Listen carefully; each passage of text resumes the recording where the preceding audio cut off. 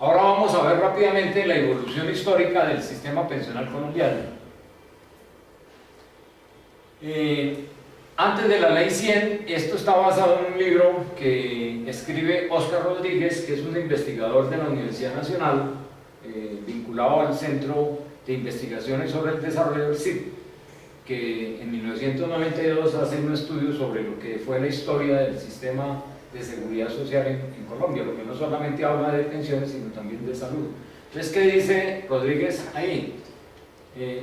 La Ley 90 del 46 crea el Instituto Colombiano de Seguros Sociales, luego se llamó ICS, en ese momento era el ICSC, Instituto Colombiano de Seguros Sociales, después ICS. Pero fue esta ley puso a funcionar el sistema de salud en el Seguro Social, pero fue hasta el año 66, con el decreto 3041, que se establece que a partir del año 67 el Seguro Social toma el tema de las pensiones del sector privado. ¿Qué había antes? Que las empresas tenían que pensionar a sus propios trabajadores. Todos los bancos pensionaban, era el patrón, el que pagaba la pensión era el Banco del Comercio, me acuerdo yo, el Banco Nacional, el Banco de Colombia, el Banco de Bogotá, el Banco de la República, el Banco Popular, etc. Eran los propios bancos los que, y las propias empresas, Avianca, etc., los que pagaban sus propias pensiones. A partir del año 66 y específicamente a partir de enero del 67, las empresas le aportan al Seguro Social a una entidad pública, y es la entidad pública la que va a responder por las pensiones de esas personas, así tengan una empresa muy buena, ¿sí? Digamos el Banco Popular o los bancos, o en la época del IDEMA, etc. En el año 67. En el año 67, exacto. Sin embargo, como le digo, como se expresa acá, en libros sobre historia económica de América Latina, José Antonio Campo ya habla de pensiones de empleados públicos en el siglo XIX, es decir, que ya había, de pronto, no en una forma tan clara o no tan conocida, pero ya desde el siglo XIX, 1800 algo, ya existían pensiones de empleados públicos, ¿sí? Y José Antonio Campo, que para mí sigue siendo el mejor economista de este país, ministro de Hacienda, ministro de Agricultura y presidente de secretario ejecutivo de la CEPAL, hoy día profesor de la Universidad de Colombia, y que yo aspiro que ojalá fuera el candidato de los pensionados para la próxima presidencia de Colombia, porque es un tipo que tiene muy claro qué debe hacerse en Colombia, y es un tipo de lo más preparado que hay en este país, ¿no? De por sí fue hasta candidato al presidente del Banco Mundial, sino que Santos lo dejó viendo un chispero, ni siquiera le dio el apoyo. Luego, en 1928, seguimos con la parte histórica. El gobierno inicia la presentación de proyectos de ley relacionados con la creación de seguros sociales, que se vuelven ley con la ley sexta del 1945, régimen de prestaciones sociales.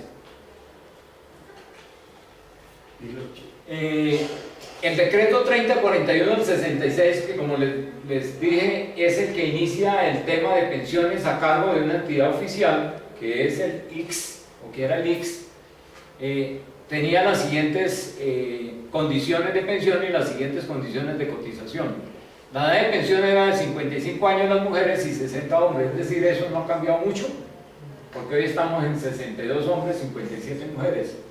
500 semanas en los últimos 20 años antes de cumplir la edad, o 1000 semanas en cualquier tiempo, decía este decreto 3041, que es lo mismo que dice el decreto 758 del año 1990, que es el que todavía se aplica para algunos empleados que tienen régimen de transición. Ya eso se está acabando, porque realmente las personas que tienen régimen de transición ya es un poco lo poquito que existe en Colombia. La tasa de cotización empezó con el 6%, distribuidos 3% patronos, unos 5 empleados y unos 5 estados. Después decía el decreto, a los 5 años pasaba al 9%, siempre la mitad pagado por el empleador, una cuarta parte por parte del trabajador y una cuarta parte por parte del Estado. Y así hasta que después de 15 años se llegó al 15%, y a los 20 años al 28%, es decir, en 1987 el aporte total para pensiones sería el 28%, más sin embargo nunca subió de este famoso 6%, es decir, hasta por allá entrado el año 80 y algo fue que se cambió por primera vez esa tasa de cotización, se subió al 8%, y estando en el 8, con la ley 100 se aumentó al 13.5, que es lo que vamos a ver posteriormente. Pero como se dice aquí, el Estado le hizo conejo al sistema pensional, el Estado Nunca cotizó. Por allá en el 73 se despidió un decreto y dijo que no, que el Estado no iba a cotizar al sistema pensional. Más sin embargo, lo que les decía, Rudecindo Olmos demostró que con los pocos aportes que se lograban, el seguro social era viable, siempre y cuando los nuevos empleados siguieran cotizando al seguro social, pero eso fue lo que acabó la ley 100. La ley cuarta del 76 lo recuerdan porque introdujo beneficios adicionales a lo que tenían los pensionados. ¿Qué hizo o qué se estableció en esta ley cuarta? Se logran los mayores avances para los pensionados y sus familias en lo siguiente: ajuste de oficio de la mesada cada año. Es decir, parece que antes del 76, cuando el gobierno quería, ajustaba mesadas.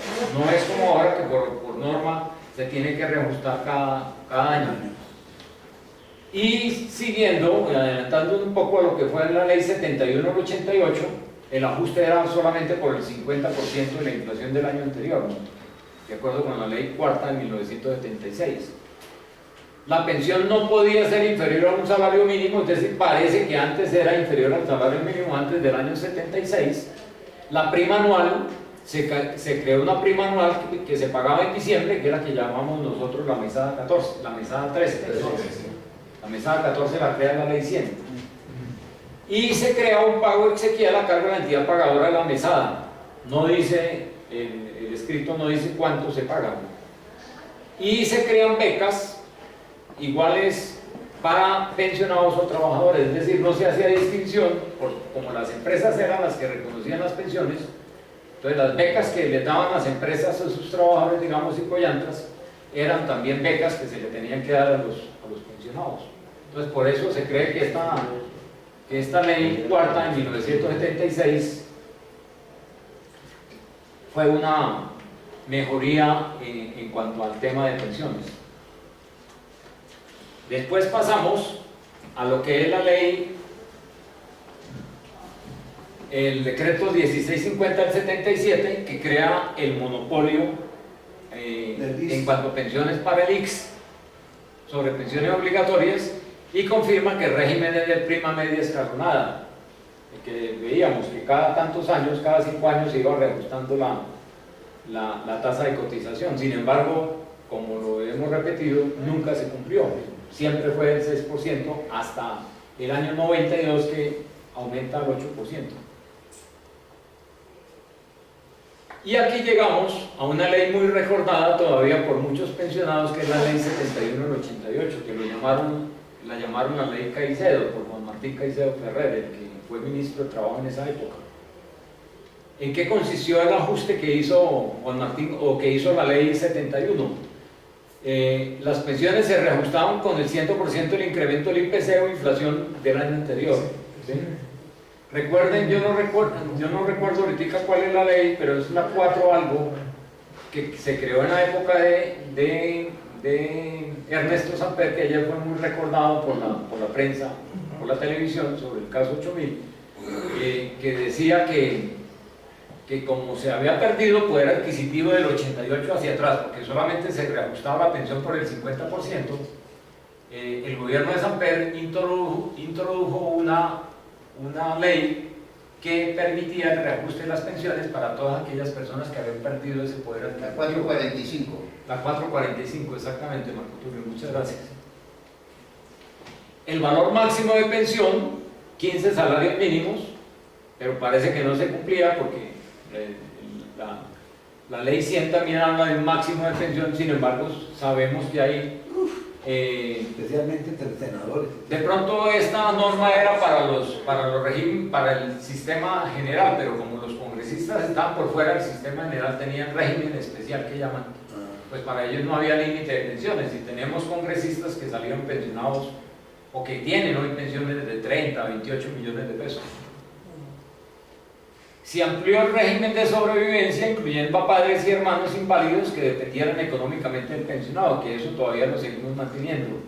Y por último, se hizo algo que antes era increíble, y es que el que cotizaba al sistema privado se tenía en cuenta únicamente para efectos de la pensión que le diera el sistema privado lo que había cotizado el sistema privado, porque lo del sistema público era parte.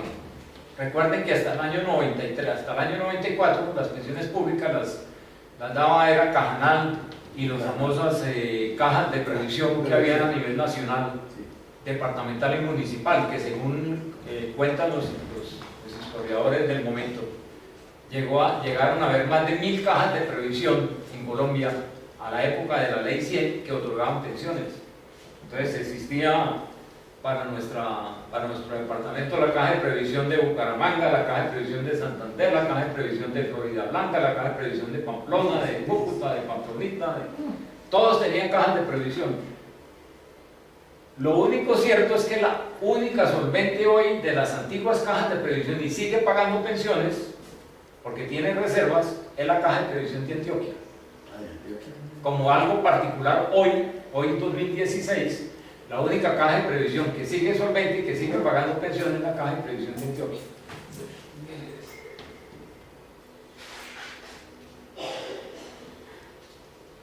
Y en lo que hace referencia a las pensiones del sector público, en 1946 se crea Cajanal y entes similares a nivel departamental y municipal, como decía, que eran los que otorgaban las pensiones.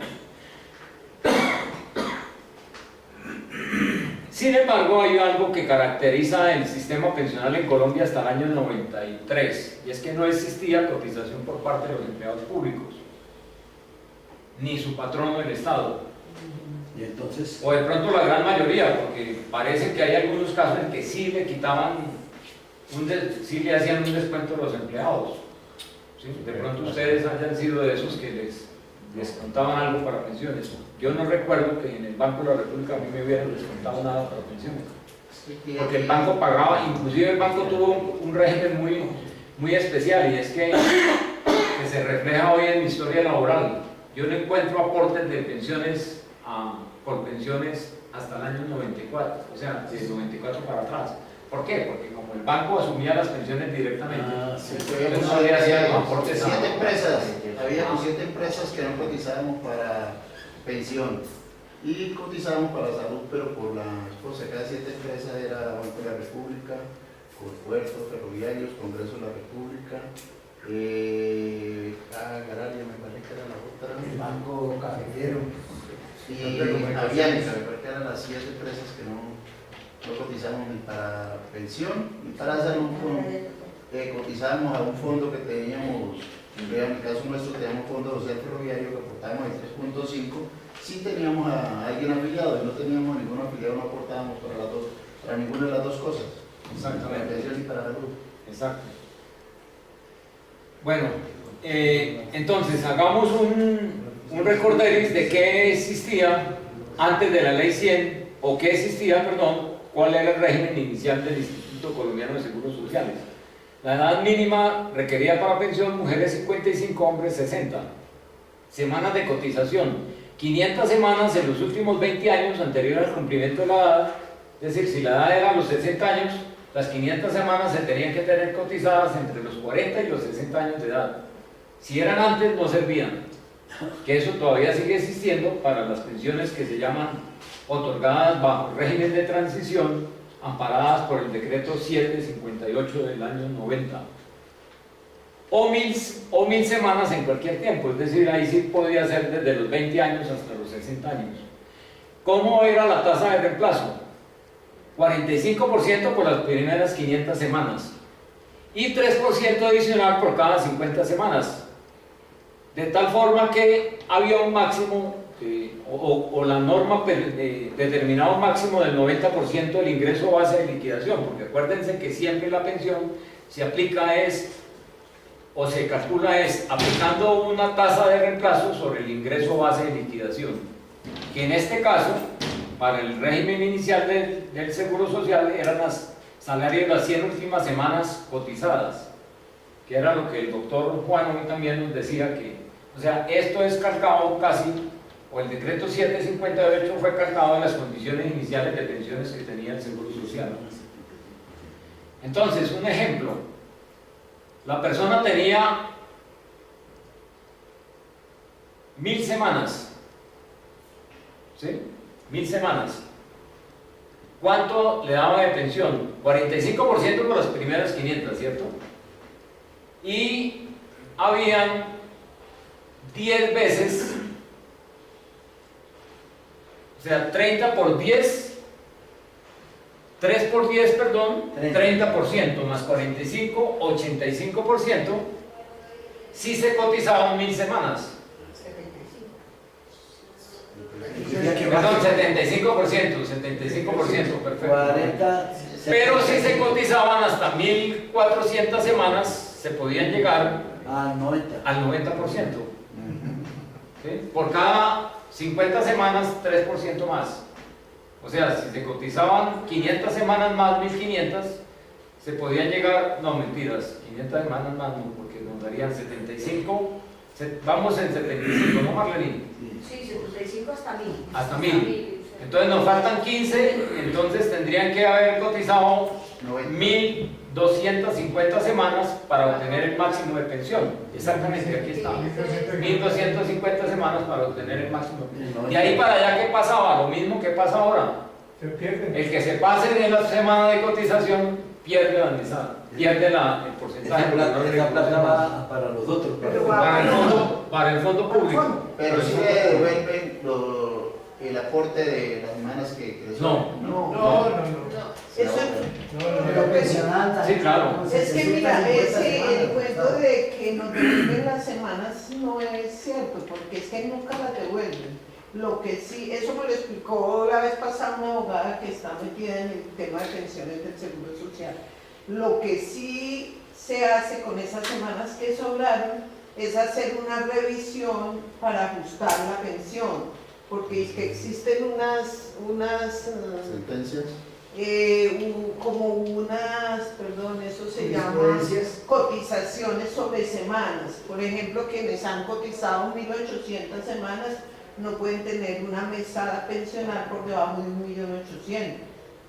Entonces, eso me dijo la doctora, no sé si será cierto o no, pero que esas semanas dice que no las devuelven, que solo las aumentan si la pensión no fue bien liquidada. Le aumenta el porcentaje de la pensión. Eso, realmente, y ha sucedido, hay algunos pensionados bancarios que demandaron y le salió el aumento de la pensión por 500.000 pesos.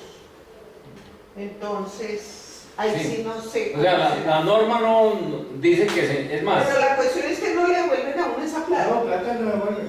No. Vamos a ver al final de la tarde o mañana que una de las preguntas que se hacen, que se encuentran en Colpensiones es que qué pasa con las semanas que sobrepasan las máximas. Dicen que no, que eso va al fondo público, que eso no da lugar a... Sí, porque yo no voy a contestar. Ni se le devuelve la plata a eso. Tocaría mirar qué caso específicamente es, pero por norma general para que... Sí, para que la gente Es no que, pida la... exacto, es que se cumplen con las semanas máximas, de ahí para allá no sirve. Pues sirve para recibir el sueldo el sueldo. cuando se está todavía en el mercado laboral, pero no sirve para mejorar la pesada. Allá en Colpensiones uno pide una opinión y todos Dicen que tienen no, diferente. todos lo niegan. Diferentes todos. son diferentes. Lo que pasa es que es un cordial jalón de orejas al doctor Olivera, y es que los que deben atender en los puntos de atención al cliente en Colpensiones deben ser abogados, personas que conozcan No, el cliente. Resulta que imagínate. son niñas de 18 años ¿Qué van a Pero hacer? que no también- conocen absolutamente nada y que a veces no saben ni siquiera cuáles son los formularios que... Pero también tienen un poco de abogados que tienen que cumplir con el término que les dieron, que son 4 meses para responder, y todos lo responden negativo. Entonces, la doctora que nosotros estamos hablando es una doctora de Bucaramanga que nos está haciendo todas esas gestiones. Entonces, Pues sí, tocaría mirar el caso, miraríamos. pero esa es la idea, de que poco a poco vayamos Sí. metiéndonos en esos temas especiales que... pasó a nosotros. El caso es que aquí le han aumentado la mesadita, a unos en 200.000 y en otros en 500.000 pesitos. Sí, eso. Yo diría que más bien esta es por el lado de que no tuvieron en cuenta los factores salariales. Sí, eso es por eso que... Yo creo que es más por ese lado. Bueno, de pronto. Yo no creo, porque la norma es muy tajante pues entender la norma o interpretar la norma es claro. Sí, eso sí. 1800, por eso hay un fondo público. El fondo público quiere decir que si no se alcanzó para pagarle la pensión, por lo menos le paga salario mínimo. Pero si se excedió de cotizaciones, porque la persona estuvo vinculada durante 40 y pico años, pues ahí sí, como dicen, hasta 1250 en este momento se reconocían mayor porcentaje, o hoy hasta 80%, máximo 1800 semanas. Ahora, llegamos al año 92, el gobierno de Gaviria presenta el proyecto de ley 155 del 92, que después se convierte en ley 100 de 1993.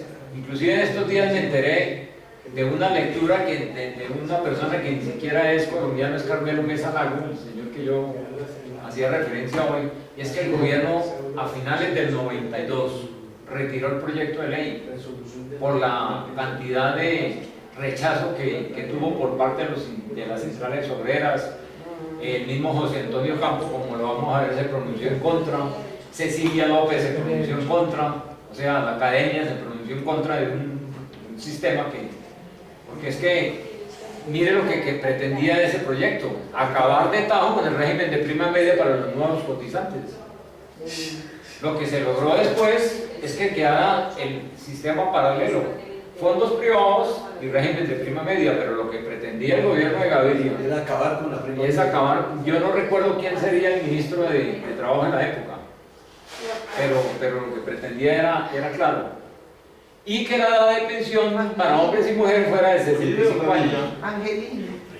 No, Angelino fue mucho después. No, yo no recuerdo quién podría ser. Una buena tarea para mañana. ¿Quién era ministro de Trabajo en el año 92? Yo lo que sí recuerdo es quién fue el ponente coordinador de esta ley. Álvaro Uribe Vélez. Y las semanas de cotización mínimas se querían 1500 semanas, es decir, una cosa de un cambio radical, como diría Margalleras, terrible, ¿no?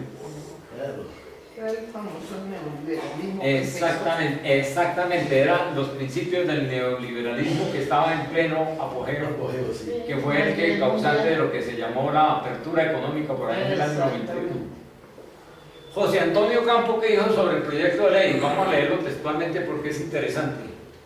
Cabe recordar que en el contexto fiscal actual se caracteriza por la reducción de los ingresos de aduana, porque esto lo dice porque a raíz de la reforma de la apertura económica la mayoría de aranceles se cayeron, de impuestos sobre las importaciones se cayeron fuertemente a partir del año 92 sobre todo.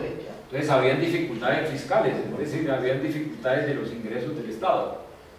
La dificultad para aumentar los otros tributos, la presión sobre los recursos fiscales de la nación generada por la descentralización y la necesidad de grandes gastos en infraestructura y capital humano. En estas condiciones la transición propuesta es difícil, aún si se restringe el sector privado, es decir, aún si las reformas fueran solamente para el sector privado. En el caso de incorporar a los trabajadores del sector público, es simple y llanamente un suicidio fiscal. Esto lo dijo José Antonio Campo en el año 92. Y por eso es que ahora no nos venga a salir el ministro de Hacienda a decir que el problema fiscal del país está por el tema del pago de las pensiones. ¿Por qué?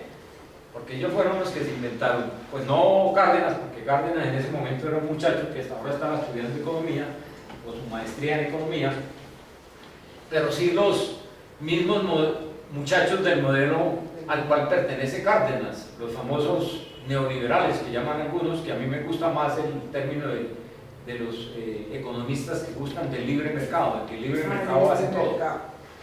Entonces, esto lo dice José Antonio Campo en el año 92. Lo que se iba a hacer, o lo que se hizo en la ley 100, es simple y llanamente un suicidio fiscal. Y hoy lo vemos. Que no nos vengan a decir que los 35 millones de pesos a cargo del Estado es una cosa que por los privilegios pensionales. Eso es mentiras. Nosotros en el Congreso de la Federación ahora en el mes de marzo mostramos que el 96% de las personas ganan máximo 4 salarios mínimos en el actual sistema pensional, que solamente el 4% gana más de 4 salarios mínimos, y que los que ganan, doctor Rodríguez, los que ganan más de 7 salarios mínimos es solamente el 1.55% de los pensionados colombianos. Es decir, ese cuento que tiene la OCDE, el BID, el ANIF, el mismo Asofondos, de que es que las mesadas exageradas que existen en Colombia tienen al tema fiscal en aprietos muy grandes, eso es pura y física paja, porque el 84% de los colombianos gana hasta 4 salarios mínimos. Y Cecilia López, que es otra gran economista, es ministra también de Trabajo y de directora del Seguro Social, también escribe en el año 93 o hace una investigación con un grupo de economistas que ella dirige y escribe lo siguiente: en este contexto se hacen más importantes las observaciones anotadas sobre el costo fiscal de la reforma propuesta en el proyecto de ley, es decir, 155 del 92. Además de cuestionarse la magnitud del compromiso fiscal, una objeción esencial es su costo de oportunidad y las consecuencias de serlo explícito.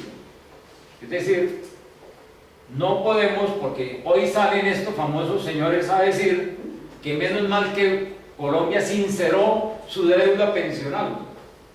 Pues hay que preguntarle qué piensan los gringos acerca del sinceramiento, y los alemanes y los franceses acerca del sinceramiento que les han propuesto y que ellos han dicho que no. No, porque les vale mucha plata. Entonces, si les vale mucha plata, simplemente no hicieron reforma, pero aquí, a pesar de que teníamos ya grandes dificultades fiscales, como lo dice José Antonio Campo, hicieron una reforma que fue a agrandar mucho el problema fiscal. Y por eso es que José Antonio Campo habla del suicidio fiscal que representó la Ley 100 del año 93.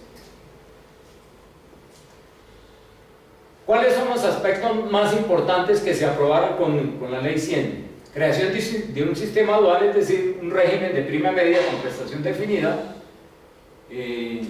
como lo mostramos esta mañana en el marco conceptual.